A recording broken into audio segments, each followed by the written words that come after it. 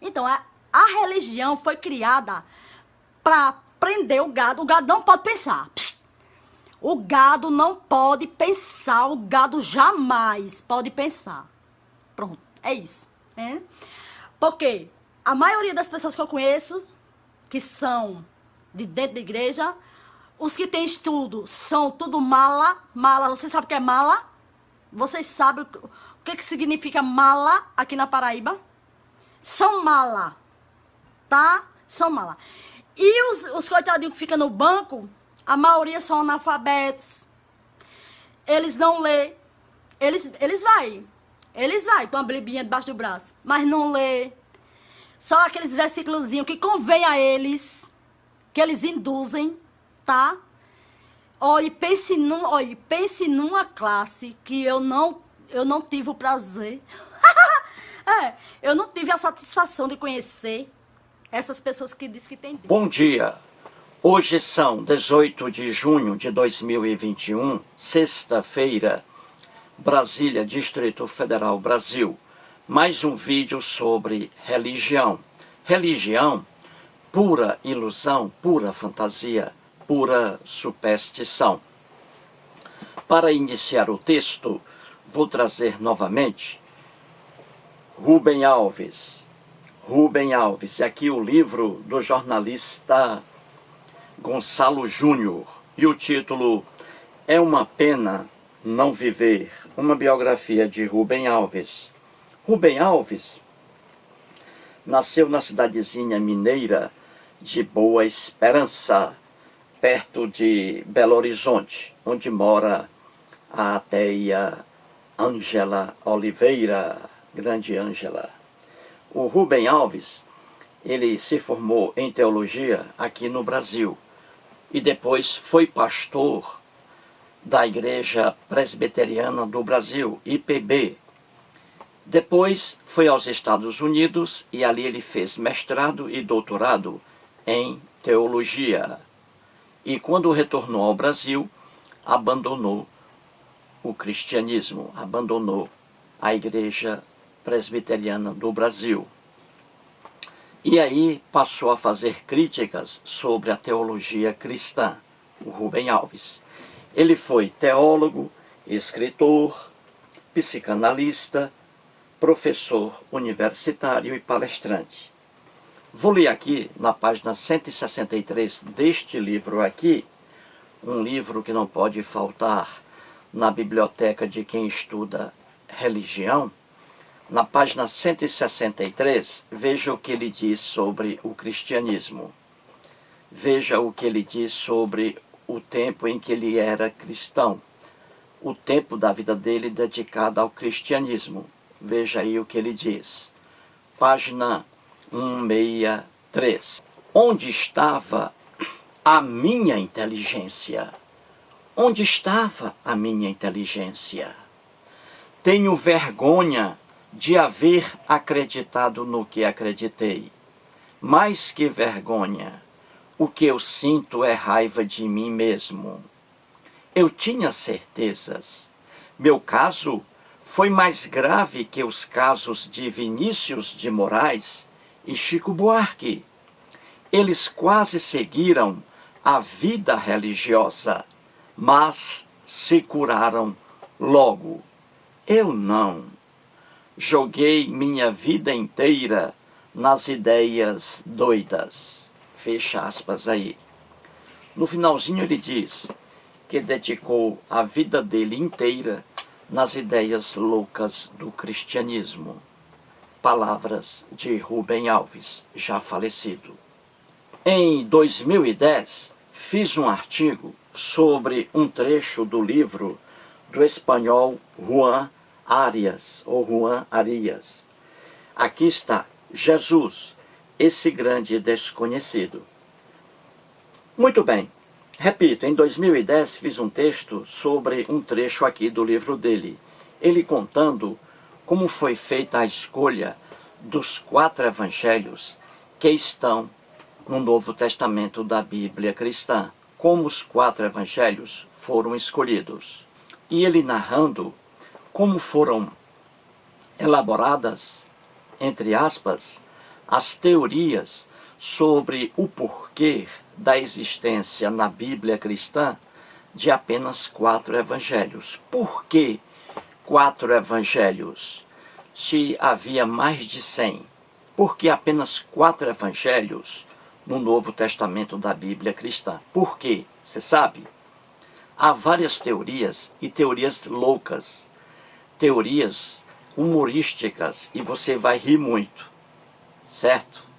Veja bem, e teorias formuladas pela própria Igreja Católica Apostólica Romana, que no início dominava a teologia cristã.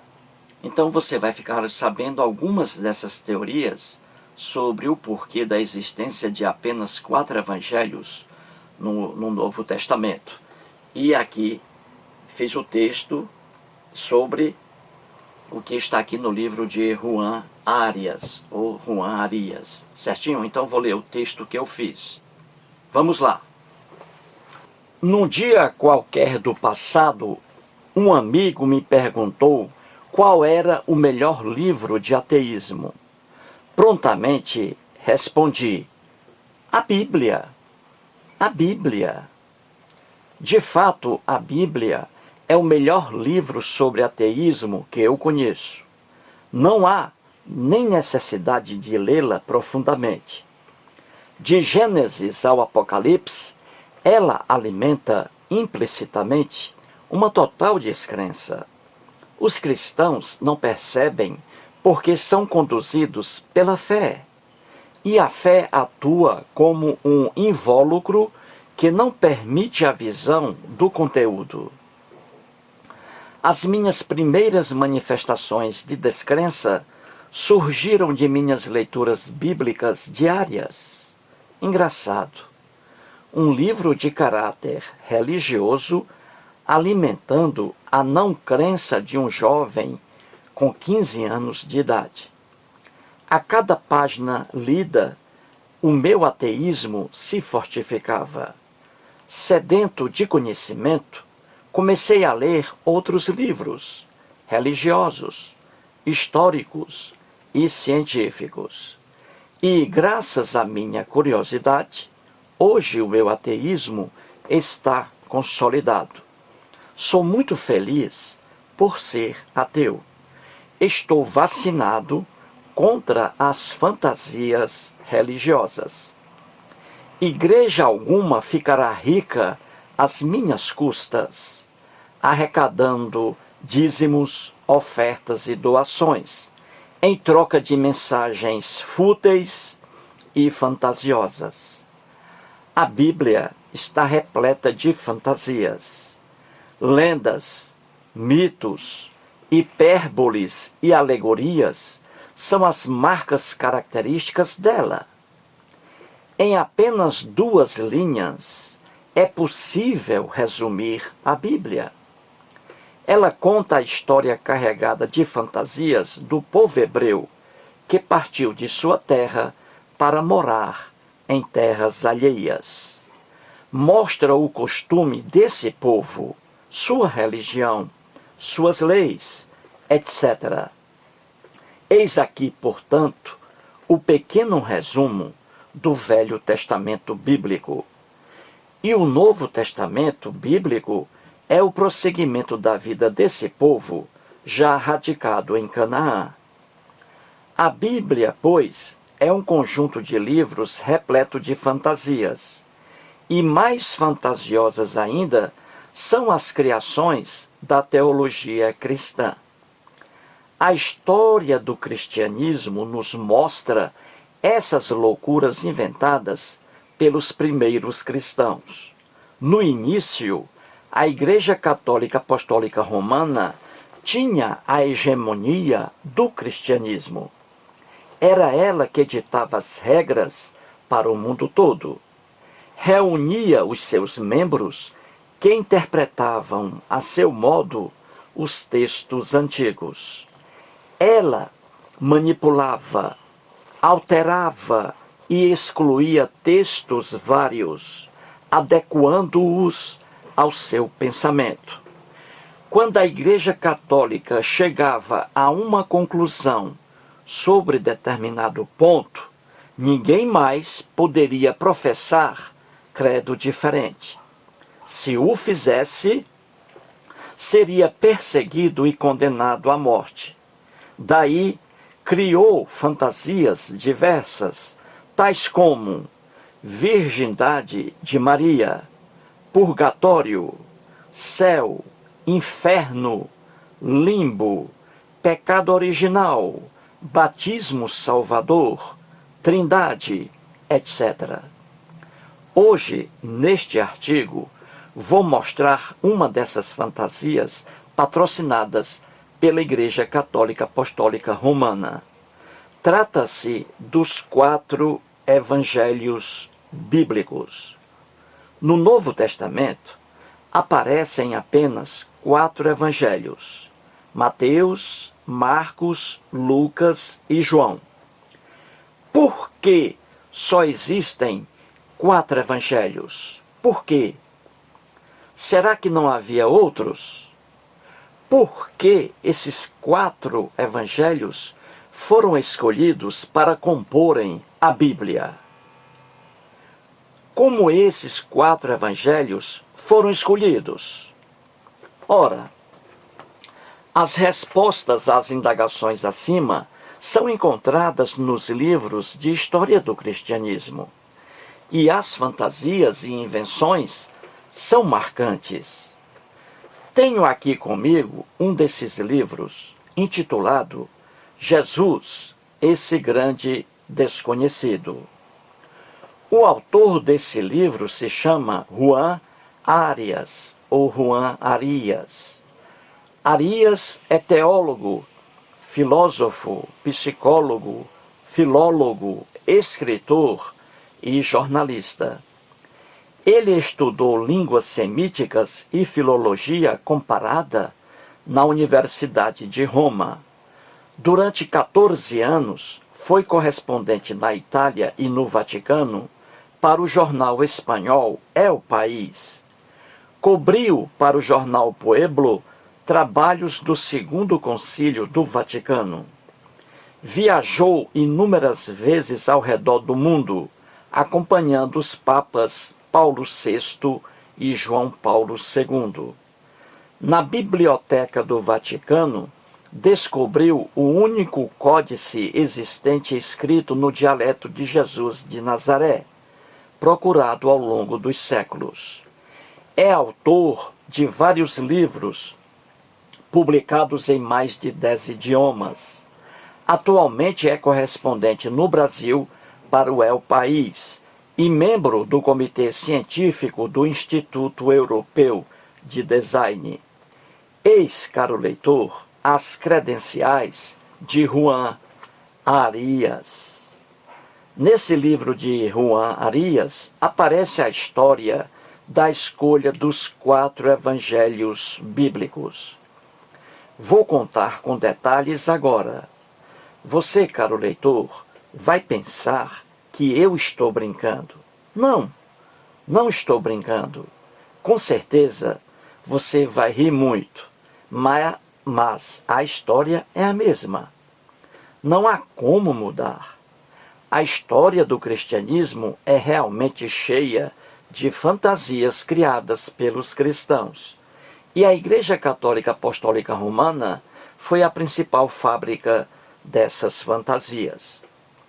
No ano 325 d.C., DC, ou antes da Era Comum, o perverso imperador Constantino, 285 a 337 DC, que havia se convertido ao cristianismo, convocou vários cristãos para participarem do primeiro concílio de toda a história do cristianismo.